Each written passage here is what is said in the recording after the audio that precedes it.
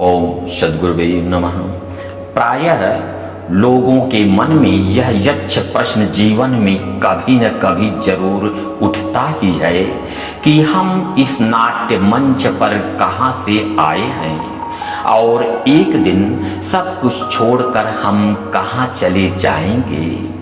वह लोग कैसा लोक है, जीवात्मा वहाँ कब तक रहती है और कब पुनः पृथ्वी पर वापस लौटती है या नहीं लौटती। क्या हम वहाँ अपने मित्रों सगे संबंधियों से यहाँ की तरह ही मिलते हैं।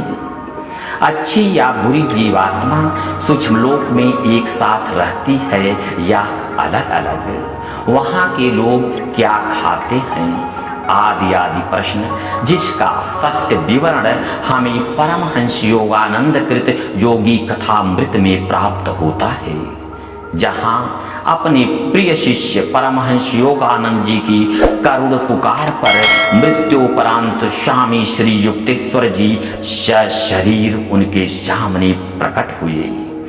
स्नेह मिलन के पश्चात सूक्ष्म जगत की अनेकानेक बातें प्रकट हुई। प्रश्नगत उसी का विवरण इस प्रकार है। यह स्मरण रहे कि सूक्ष्म जगत के भी कई लोक हैं। साधारण सूक्ष्म जगत में पृथ्वी पर से आए हुए लाखों लाखों सूक्ष्म जीवात्माओं का निवास स्थान है। इस जगत में असंख्य परियों, मत्स्य कन्याओं, मछलियों, पशुओं, यक्षों, प्रेतात्माओं की भरमार है। इन सभी के लिए अलग अलग परिक्षेत्र निर्धारित किए गए हैं, जो अपनी ही सीमाओं में रहते हैं। किंतु जो अच्छे संस्कारों से युक्त पवित्र आत्माएं हैं, उनके लिए अलग मंडलाकार स्पंदन भूमि की व्यवस्था है।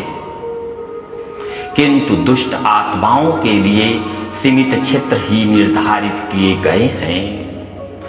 जिस प्रकार पृथ्वी पर मानव, जल में मछलियां, मिट्टी के नीचे कीट पतंगे और वायु में पंछी रहते हैं, उसी प्रकार विभिन्न श्रेणियों की सूक्ष्म जीवात्माओं के लिए भी उपयुक्त स्पंदन क्षेत्र यहाँ निर्धारित किए गए हैं। कुछ ऐसी भी दुष्ट जीवात्माएं होती हैं जिनके लिए निम्नतर सूक्ष्म जगत में घोर अंधकार वाले प्रदेशों में व्यवस्था की गई है। वहां पर वे अपने दुष्ट कर्मों का भोग करते हैं।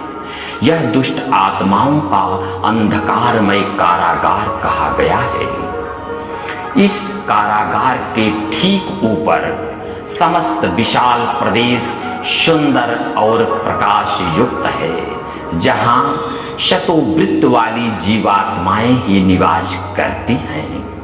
ईश्वर की इच्छा से यह प्रदेश बहुत ही व्यवस्थित रूप से बसाया गया है।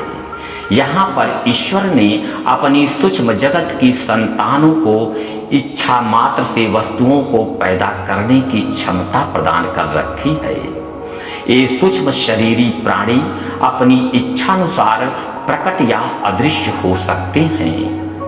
यहाँ की सभी जीवात्माओं को कोई भी रूप धारण करने की क्षमता प्राप्त है। सूक्ष्म जीवों का मुख और शरीर उनके पूर्व जन्म के यौवनकालीन पार्थिव शरीर के समान ही होता है। जिस प्रकार पृथ्वी लोक पर भौतिक जगत का बोध पंच ज्ञानेंद्रियों के द्वारा होता है, उसके ठीक विपरीत उस सूक्ष्म लोक में छठी इंद्री अर्थात अपने अंतर ज्ञान द्वारा ही रूप, रस, शब्द, स्पर्श और गंध का लोग अनुभव करते हैं। सूक्ष्म शरीरी बहुत ही सुंदर होते हैं। सौंदर्य इस जगत में आध्यात्मिक गुण माना जाता है। सूक्ष्म शरीरी भी पृथ्वी लोक में जीवों की तरह समय समय पर विशेष प्रयोजन पर विशिष्ट रूप धारण करते रहते हैं।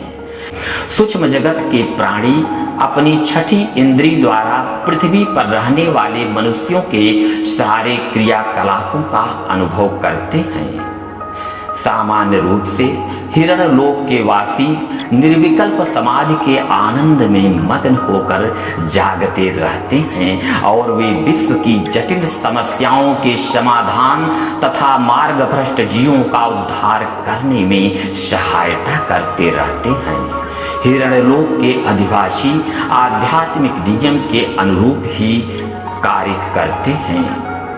सूक्ष्म जगत में सभी प्राणियों के बीच विचार विमर्श टेलीपैथी द्वारा ही चलता रहता है।